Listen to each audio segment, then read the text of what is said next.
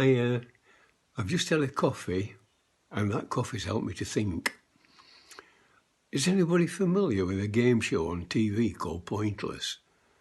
If you watch it, you'll know there's a situation on there called lockdown. Well, we as a church and as a nation, we're in a lockdown situation. But there is a difference, because I don't believe that this lockdown is pointless. I believe in it that we as a church are being given an opportunity to get ready for life after lockdown, a life that may well be very different. Elijah's one of my favourite Old Testament characters, and he faced a lockdown at a place called Cherith. God had told him to go there, and he'd already told King Ahab that there were going to be a drought on the land. And as he followed God's instructions and went to Cherith, he found water there in the brook, and he obviously drank from it. He'd got no food, but God had commanded the ravens to bring him food every day. In time, that brook dried up because the conditions of the land, because the drought was taking effect, it began to dry up.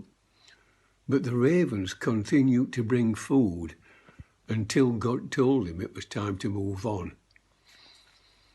I think the point of that story is this, that though he didn't know it, God was getting Elijah ready for what was going to be a challenging time afterwards. The lockdown was a time when God could prove that even when the natural provisions of life dry up, God's supernatural care doesn't. It continues until it's time to move on. This is what I'm thinking. Could it be that God is getting us ready? This lockdown will come to an end. I've got no doubts about that. And equally, I've got no doubts that life will go on. It may be very different, and it may be quite challenging. But the thing I'm sure about is that God's supernatural provision will never fail us. On Mount Carmel, God revealed his reality through the faith of Elijah to a nation. Could it be time for us to enjoy a Carmel experience?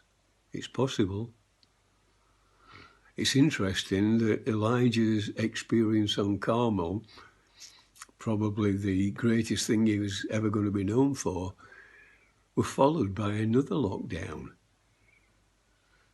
He ran away. He wanted to escape the threats that were thrown at him. But there's something special about that part of the story, because on the first lockdown, God had told him to go there. On the second one, he ran away. He fled. He took his servant with him so far, but then he left him behind until finally, under a broom tree, he sat down, told God he'd had enough, and he wanted to die. But here's what's special about that story. God's provision did not fail him, even though we could argue that he had failed God. God sent angels and they ministered to him to sustain him and to strengthen him for the rest of the journey that God had already planned for him. And that journey was quite an arduous journey. We are 11 weeks into this lockdown, and it's not been easy, but it will come to an end.